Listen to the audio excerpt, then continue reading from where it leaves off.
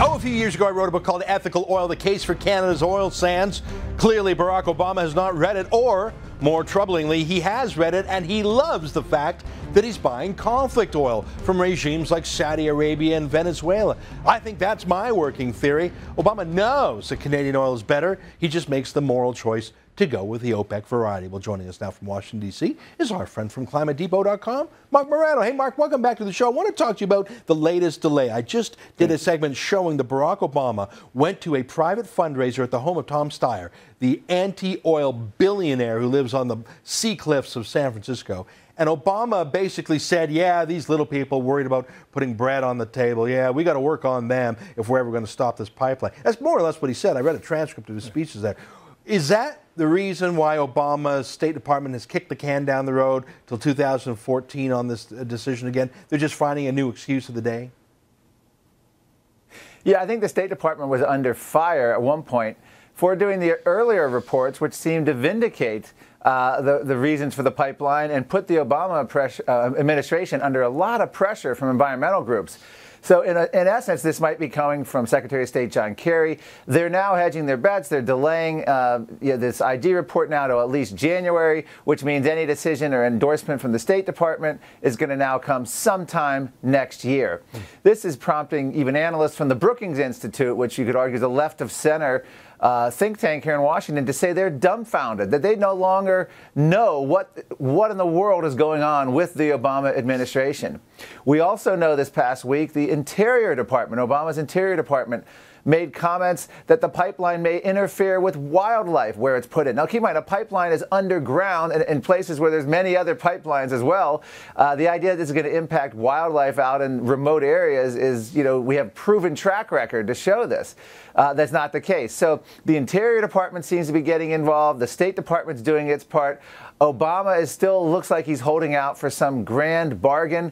But, people are dumbfounded. This was looking at one point to be fast-tracked. The latest evidence is this is now going to be delay, and maybe some grand bargain before it could ever happen in an Obama administration. Yeah, you've been talking about that grand bargain before. I mean, let me show you the bargain that Obama is not going for right now. Here's what the State Department itself said.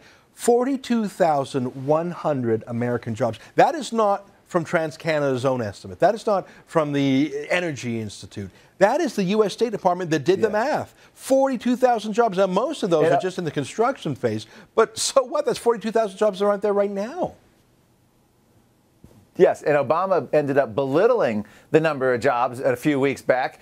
And the labor unions, which is, again, part of Obama's key constituency during his elections, a key Democratic Party base, they mock the idea that people say, oh, those are only temporary jobs. Many labor union jobs are all temporary. Construction is by definition a temporary job position. You don't, and this is what I find humorous now. Suddenly, the Democratic base is claiming that temporary jobs are no good. Well, construction's always been that. Labor unions are massively for this.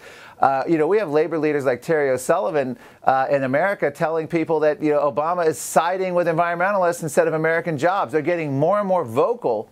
So Obama is just dead center in the middle, can't seem to make up his mind. I, at times, am being dumbfounded about where they're going. Interestingly, he's putting some pressure on you guys, Ezra. Obama is saying not until Canada comes up with their own serious mitigation plan will he consider the pipeline. Well, we know a new report came out and said there'll be no material impact on emissions of carbon dioxide with the pipeline, and two global warmist scientists, Ken Caldeira and Andrew Weaver, came out. Andrew Weaver estimates that a fully implemented pipeline from the tar sands would add 0.03 Celsius to our, that's not even 1/10 of a degree Celsius to our temperature, assuming they're right on the science.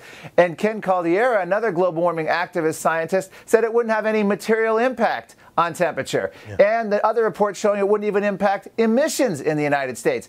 So the idea that they're holding up for some scientific emissions or temperature, even the activists themselves admit there's not a case there. Well, not just that, and now this is all politics, is what I'm saying. But Obama, if he wanted to pass a law to stop emissions, I guess he could do that in his own country. I guess he wants to be our legislator too, and not just that, but go further than he's willing to do. But there's something darker here. I mean, Obama has, you're correct to say, oh, Canada better get its act together.